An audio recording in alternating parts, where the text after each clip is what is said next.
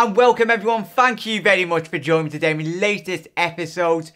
Hopefully we're having a cracking day and I've got a packed show. Got Jurgen Klopp talking about Liverpool's defensive errors and them mainly being down to a lack of concentration more than actually quality in the squad.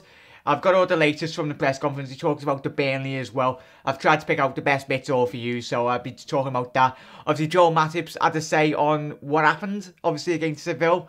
We all know what's been going on with Liverpool's defence. It's not been the best, but from the man, the absolute legend Joel Matip, we're talking about him, and obviously Sadio Mané has talked about his absence from the squad and why he feels it's a blessing, because mainly for Luke Coutinho, he talks about Phil's quality and how us as a squad, we won't be missing him as much due to obviously Phil coming back. So he's talked a bit about that. So yeah, if you like this video, leave a like, and if you're new to my channel and just found it, smash that subscribe button, put your notifications on, notification squad. But nice one everyone, hopefully having a cracking day, and let's get stuck into the news. So this is coming from the Liverpool Echo. Klopp, concentration, not quality, has been lacking in Liverpool's defence. He goes into, unquote, obviously coming out of the press conference today, our fault is that with some things, we give all the opportunity to talk about it, that it's our mistakes. It is a lack of concentration. Everybody who ever who's played football missed a ball in some situations. It is not a quality thing. It's just like me, a little bit self-fulfilling prophecy, because we talk about it all the time. Basically talking about Liverpool's defensive frailties at the back. Literally, it's all we go on about, but rightly so. Us as fans, we see Liverpool defending like an absolute shambles at the back, like defending like Newcastle when they went down, or like, because literally I think it was like scored 8, conceded 8 in the Premier League. It's frankly not good enough. So he goes on to say, everybody has conceded goals so far. We cannot take out the 5 goals against City, but if we could do it, we have played a lot of games with decent defensive performances. It would be easy to look at the team and say, it is not exciting how they play, but if not, sure, the world is in general, or a Liverpool thing, but is always looking for one thing we can be angry about and not be happy with it. Obviously, he goes on to say about Dejan Lovren obviously coming to it for a lot of stick, and he's talked about basically, not Dejan, but obviously defence in general, obviously against Sevilla. For the first goal, we made 5 mistakes before the last mistake he added. The second goal was a quick throw-in, and until he came between the 2 defenders, obviously talking about the attacker, there were already 3 or 4 options to avoid this situation. Yes, this is a defending problem, but not a defending problem of the centre-halves, because they can only defend what we give them. It is our job to work with it. It is not allowed in professional football to make it a confidence thing, or it would make obviously more sense in general terms.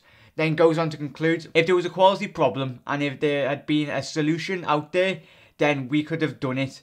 But there is no one and no real quality issue. Then you have to work on it, and that is what we will do. Whoa.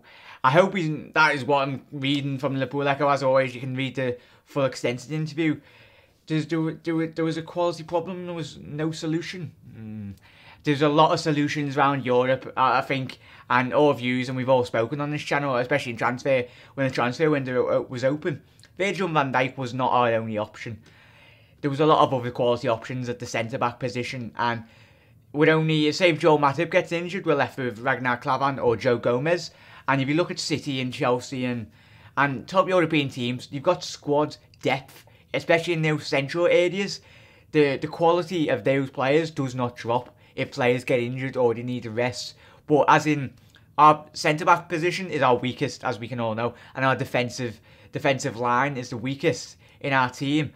But it's a position where I don't really like what Jurgen's had to say there, but let me know your thoughts. That's all but in doing these videos. I want to know your thoughts as always. And then Klopp goes on to say, talks about obviously the Burnley game and how he talked about the freshness and he might be freshening the minds and the legs. So a bit of changes. And he talked a bit about, obviously, Sean Dyche, the Burnley manager. So he goes on the story. I really like what Sean Dyche is doing at Burnley. They have a clear plan. You can see it in each game and they stick to it. It is so difficult to play against, as all their players show a big desire to defend in all their situations. And there is no one player in the team who you think he'd gamble a little bit. Their 2 away games, they got 4 points from Chelsea and Tottenham. Nobody should think we will win an easy game for us this coming week. That is something I have to consider when I think about the lineup. We need freshness in the minds and in the legs. There will be really small spaces. There's not a lot of easy situations where you can play out of them. It's about passing and shooting in the right moments. They were always on a real high level since I've been in this league. Maybe the best game we played against them was the first game when we lost 2-0. We really strong in that game. Had the ball all the time and they still scored twice. Yeah, it's Burnley. I really love what Sean Dyche is doing there. Let me know your thoughts on how we'll do against Burnley. It'd be a very difficult game, as Jürgen just said. Then the space, it'd be very limited because Burnley, we all know what Burnley are going to do. They're very defensively solid. And as Jürgen said, I wish some of our defenders would be switched on and they wouldn't gamble like too many times. Our defense is gambled, but you get that with Burnley, and it's not discrediting what Burnley do. You have to defend in this league, and especially with the budget Burnley have got, they can't be like gun-ho and attack teams in the Premier League. All credit to what Sean Dyche is doing, and it'll be very difficult. So yeah, let me know your thoughts on obviously the Burnley game. I'll take a 1-0 like we did against the Palace. It'd be a very difficult game. Burnley will sit behind the ball. Sean Dyche will be locally looking to hit us on the counter-attack. Obviously, I think it was he lost Gray as well, a very quality attacking player. So it'd be interesting. I cannot wait for that game, and I'll be doing a pre-match show for the Burnley matchup as well. So check out that as well. And he literally goes on to talks about a little tiny bit.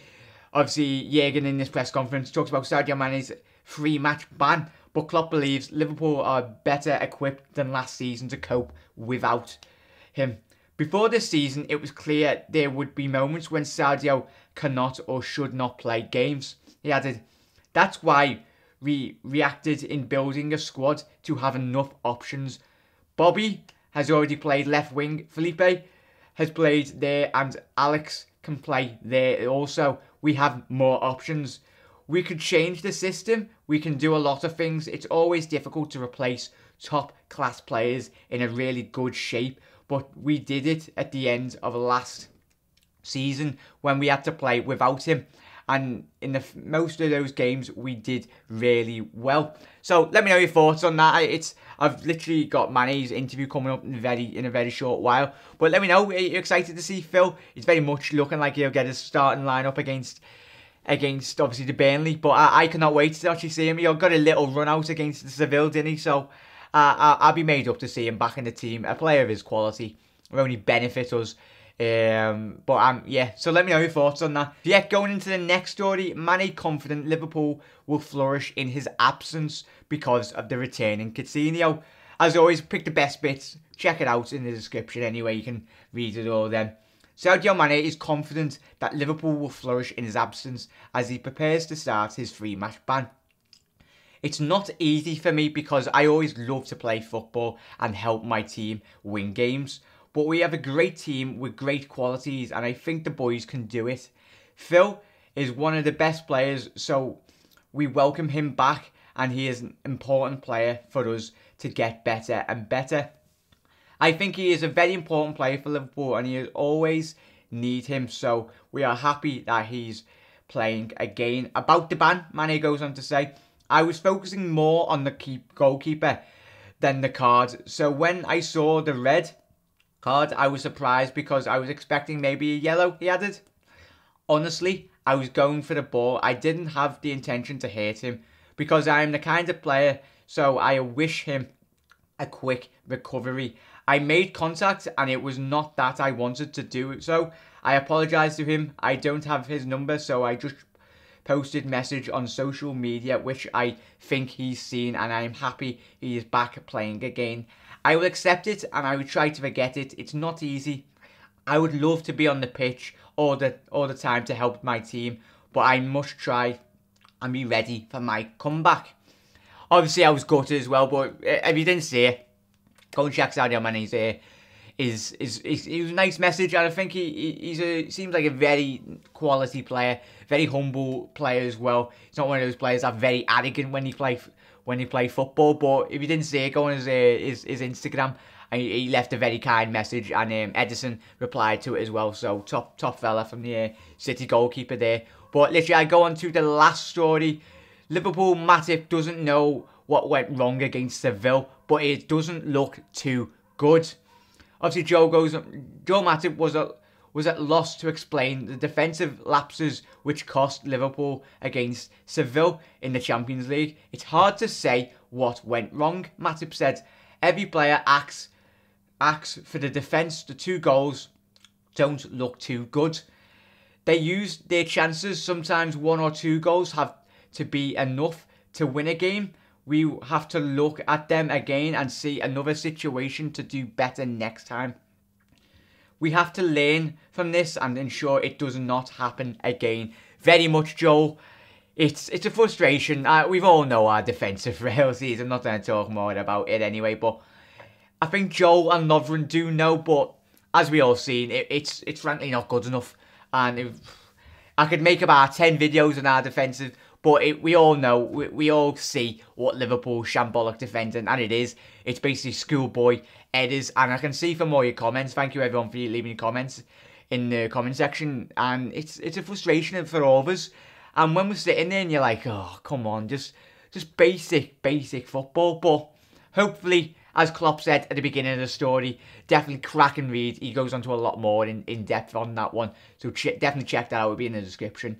So he talks about, obviously, that it's not a lack of quality, it's a more of a concentration, but it's those little things, especially in Europe when you're playing against top teams, you can't switch off for a second because they'll punish you, and we've seen that against Sevilla. It was literally, I think it was the first or the second one, I've completely forgot, but when he had the throw-in, as Jürgen said, it's basic. They should not be getting the throw-in, literally, and then he's just like, wait, and then he's just banged it in and scored. It's too easy. It's absolutely too easy. But hopefully come the end of the season, it all gets sorted. And a couple of you have mentioned in the comment section, thank you for leaving your messages. And you have all said, it won't be the first time City, like a team like City, will score 5 past us. So I hope you're wrong, but it's expected when you got our defence.